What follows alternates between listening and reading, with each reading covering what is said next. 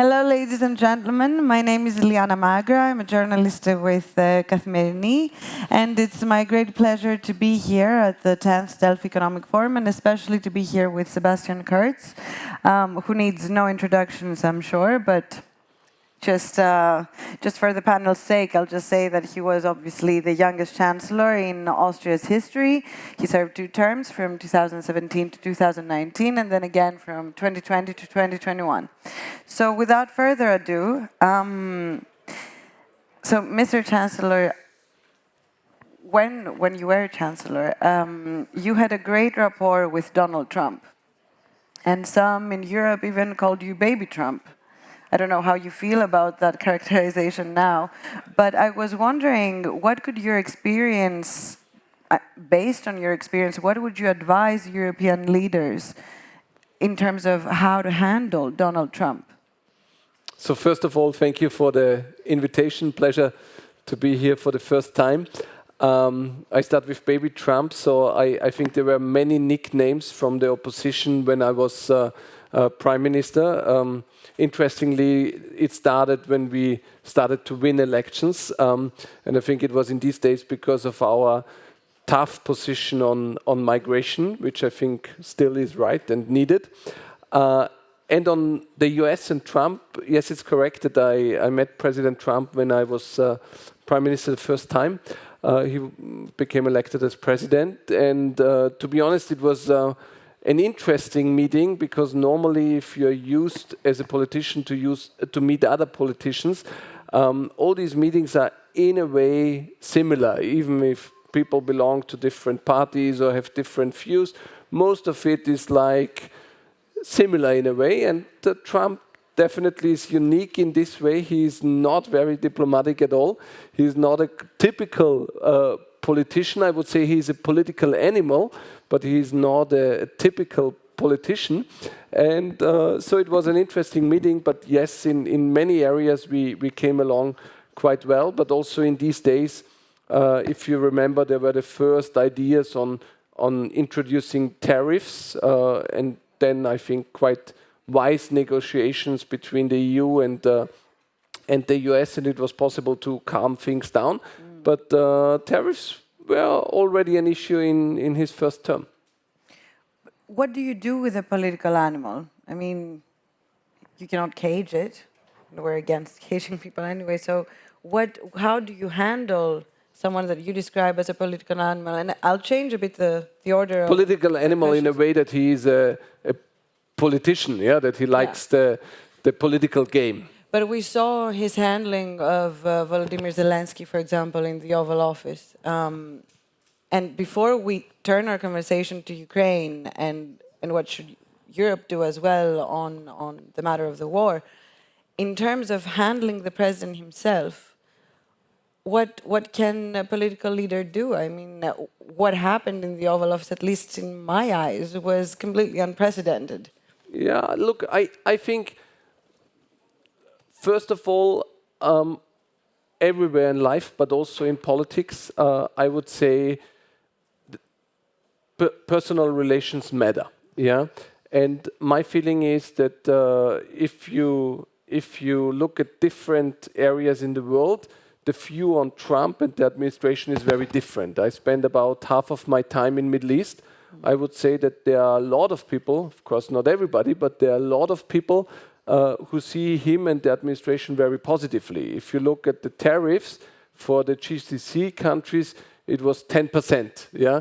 So much lower, for example, than for the European Union. So I think because of the fact that many European leaders pretty much supported the Democrats, many of them had quite negative statements about Trump, especially after he lost the election. And in the last years, I think the personal relationship between most European leaders and Trump is not the best. So I would say he's the president of the US, if you like it or not. It should be a goal of the European Union to be in good terms with the president of the US, no matter who is elected there. Yeah, absolutely. So I would say that's one thing. And the second thing, I have the impression that what he really likes is to be a deal maker. So no matter if you look at the tariffs, if you look at his ideas for Gaza, if you look at his suggestions for Ukraine, he normally goes in with something that is unthinkable for most people, yeah, and then he starts to negotiate, and in the end, the outcome is still okay for him, but very different to what was suggested at the beginning. Absolutely. So my feeling is, talking about tariffs, it's much wiser to try to go into negotiations, to try to get the better personal relationship and try to calm things down. I was never a big fan of the president of the Commission, Juncker, in these days, but from my perspective, he handled the debates about the tariffs very wisely in these days and was able to calm things down very quickly. But in order to make a deal, both parties should want something from each other. What does Trump want from Europe? What do you think? Well, first of all, I think what is negative for us is that Europe is not in... For us, Europe is in the center of the world, yeah, but most people around the world don't see it the same way. And also for the US, Europe is not the most important place, yeah, Absolutely unfortunately. not. So I think no matter if they talk about tariffs or other issues, the administration has countries that are and areas that are much more important for them than the EU, unfortunately. And I think, how is it possible to find common ground? Look, I think the main idea behind the tariffs was that the US administration sees it unfair that China is still treated in the World Trade Organization like a developing country. They think, and I think it's a fair point, that Western companies don't have the same market situation acting in China than Chinese companies outside of China. And I think what is also a fair point, that there are still tariffs existing worldwide, also, for example, for US cars, when they sell it to Europe, there are tariffs existing at the moment. So I think the whole idea at the beginning was about China and the race between the US and China. So I think if the EU tries to negotiate, I'm still optimistic that there is a way to find a common understanding. And ideally, I come from Austria, a small export-driven country, so I believe in free trade. Ideally, a free trade union with no tariffs at all in the Western world. That would be my goal. When President Trump was re-elected, you publicly congratulated him and basically said that his victory was a win against free immigration or open borders and the woke agenda. And I was wondering, now that a few months have passed into the Trump administration, the second one, what do you think about his policies? And not just tariffs, in terms of immigration as well. First of all, I'm not surprised at all. When I met Trump the first time... That he won, you mean? No, I was not surprised that he won, and I'm not surprised about his policy, because if you look back in the first term, I think it was a surprise for everybody that he won, and I think even he and his team was surprised. So if you look at it exactly, they were not well prepared at all. Now it's a totally different story. He's the same character as a person, but the administration, the team, there is a well-prepared playbook, and everything that he is doing is exactly what he said in the years before the elections. So, but what is it leading to? No, well, that's a different question. But I think we should be careful to see there's something chaotic, that he's doing something different every day, not thinking about what he's doing. Everything what they are doing at the moment is well prepared, and is exactly what they said in the election campaign. And interestingly, if you look at the European media, you have the impression that nobody in the US can be a supporter of this administration. But if you look at the opinion polls, he himself and the administration is quite strong, and the Democrats are at the weakest level ever in history. So That's the opinion poll reality in the US. And what's your opinion? Do you What's my personally opinion? agree? I would say it depends on which issue. On the tariffs, we just discussed it. I'm totally on the other side. I'm in favor of free trade. I don't think the tariffs are a good idea. I don't like the concept of protectionism. I think it's hurting the economy in general. And from my perspective, the US is so much ahead in AI, in technology, in many critical areas that they are super competitive and they should not fear the competition with the rest of the world. That's my thought on the tariffs. Well, on immigration? On immigration, I think that illegal migration is a huge problem. We had so many people coming illegally to countries like Austria, Germany, Sweden. All the politicians who said that our perspective is a far-right perspective have changed their mind dramatically. Yeah, and I would say the whole view on this issue in the EU has changed dramatically, and that's good because, from my perspective, a country should decide who is allowed to enter and who is not allowed, and this decision should not be taken by smugglers. And I have the same view here in Europe, like in other parts in the world. And so I totally understand everybody in the US who wants to control immigration and who wants to decide who is allowed to enter the US and who not. And then on Ukraine and other issues, yeah, we can go through it, whatever you want. I was about to say, what do you think about his handling of Ukraine so far? Look, I hope that there will be peace. I mean, we saw that last night Russia obviously unleashed a huge attack on Ukraine. Yeah. So I was foreign minister when the whole troubles started. And to be honest, I was very worried in these days, but I never thought that Russia would go that far. So I never thought that such a war of aggression is possible. And I have many friends in Ukraine, and I'm deeply shocked still how many people are dying every day and how the country is suffering. And to be honest, I always was very positive that Ukraine was so brave in fighting back. But after a year, I started to wonder how this could end. And my feeling is that Russia, a country with nuclear weapons, is a country that will not give up and will not step back. So I don't see a victory over Russia as a realistic outcome. But isn't especially that why Ukraine needs the US and of course, strong US support? Of course, but going back in time, after a year when I started to wonder how could be an outcome, the Secretary General of NATO and many others said in conversations with me, look, we have to fight back strongly to bring Ukraine in a better position for negotiations. And this made a lot of sense for me. But unfortunately, if you look at the last 6 months or the last year, Ukraine was not able to get in a better position. Yeah, it's pretty much the same or even worse now.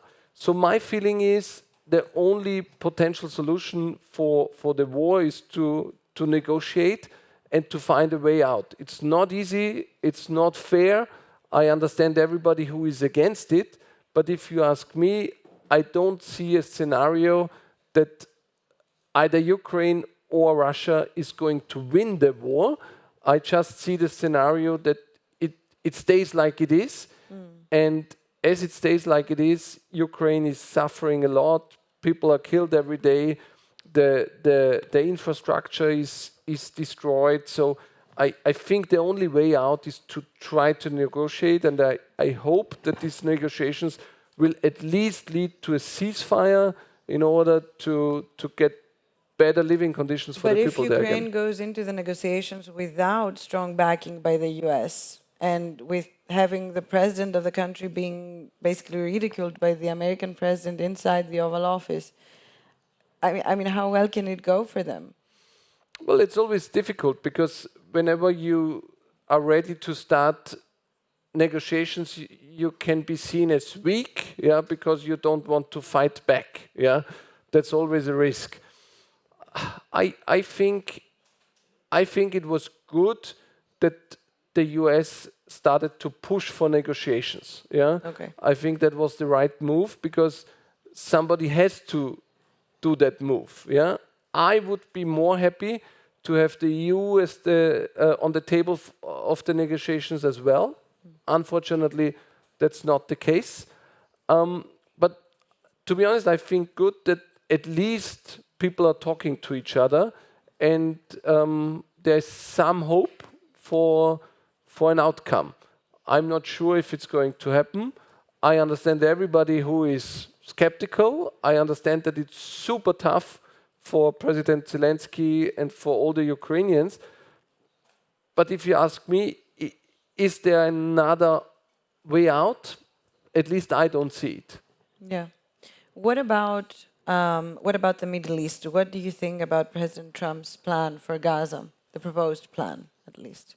Well, like said at the beginning, no, if you go in with something which is 1000%, you probably reach 80% in the end, which is good. So I think it's his style.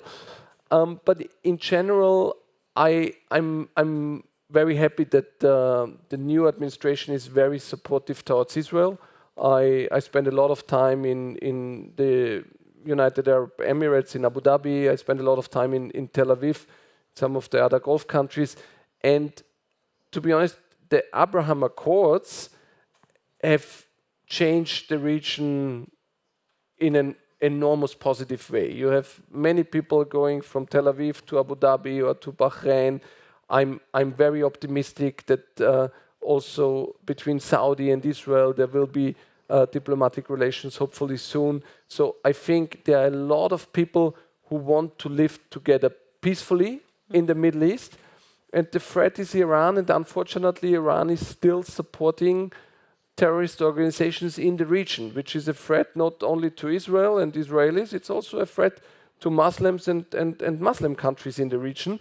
So I think, if you ask me, I'm very positive about the region. I think that the relations between Israel and the Gulf countries will get stronger and stronger. And I think that those who are in the business of building something and not destroying something are the clear majority, and having all them united will make the region much stronger. And I hope that Iran will have less appetite to support terroristic organizations in the region in the future.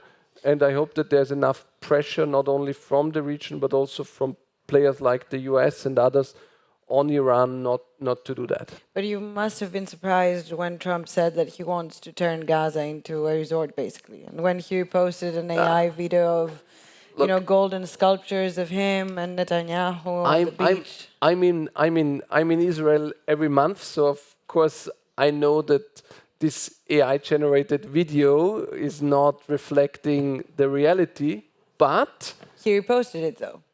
On Truth Social. But the idea to invest in Gaza and the idea that Gaza should be a place where you can live, where you can go to school, where you can be educated peacefully, where you can do business, where you can travel the world, where also people from the outside world are able to go, that's the right idea. Yeah, of course, the situation how it was in the past was extremely problematic, and of course the poor people there. Yeah, but to have the US control Gaza, I mean, do the people there want that? Israel does not control Gaza, and Israel did not control Gaza in the past. Yeah, so I think it's a mistake to think that Israel was in control of Gaza. That's just not true. The Hamas was in control of Gaza, and I think the only understandable, for me, it's 100% understandable that Israel is taking care of its security.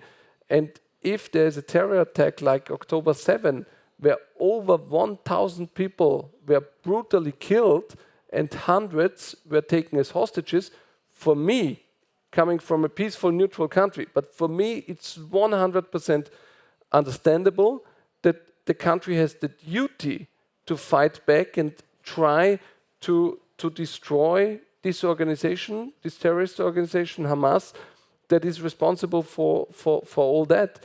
The problem is that even if you destroy Hamas, and even if you fight Hamas, the idea of Hamas will still exist.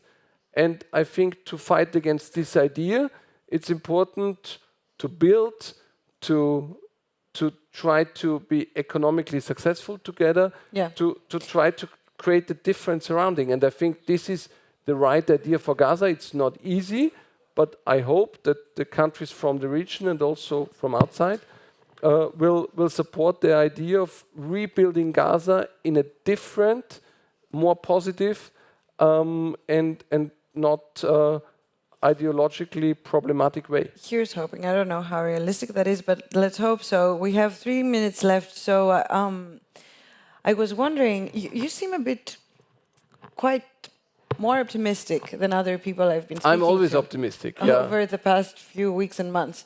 And in half an hour, actually, I have another panel with 3 historians who told me that they've never been more worried in their lifetimes than they are now.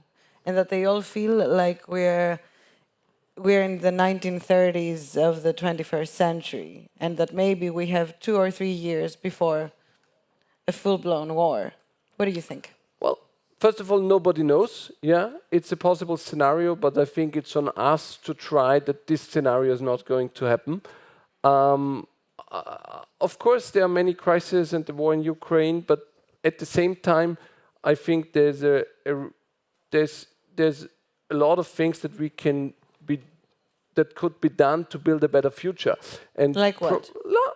Looking back, for example, on the Middle East, probably one reason why I'm very optimistic is because I only spent half of my time in Europe and I spent half of my time in Middle East. And if you look what's going on there, how much is built there, how many people move there in order to build something, to be successful in business, how much dynamic you see there, probably that's the reason why I'm more optimistic than most of the people who just spent their time here in Europe.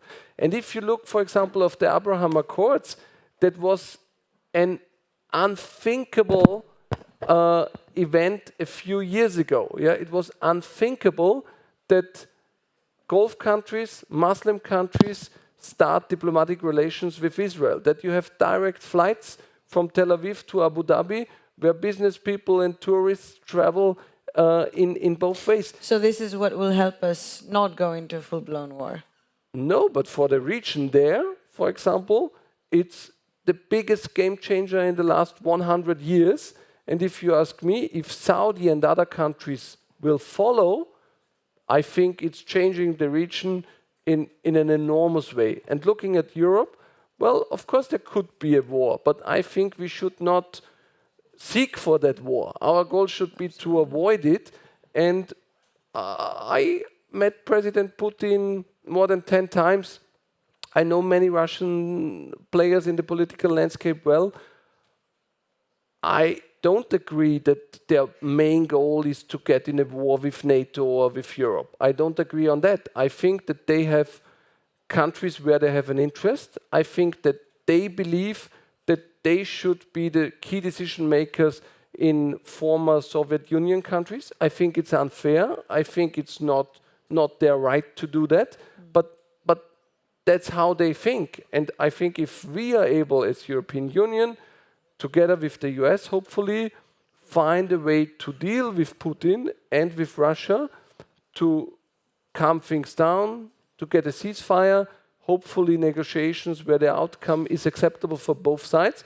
I'm optimistic that the next step is not the Third World War. But of course, we can also escalate things, and then a Third World War is more possible. But I think it should just not be our goal. We've run out of time, but a very, very quick last question. What did you advise Prime Minister Mitsotakis during your meeting here in Greece? Prime Minister Mitsotakis is a friend. I admire him for what he did here in Greece, and I'm to be honest, I'm very impressed about how he has the budget under control, how the economy is performing. If you look at the growth rates, Greece is far ahead compared to countries like Austria and many others in the European Union. So it was just a chat about old days and geopolitics like now on the stage, and I enjoyed it. Well, thank you so much for being here once again. Thank you all.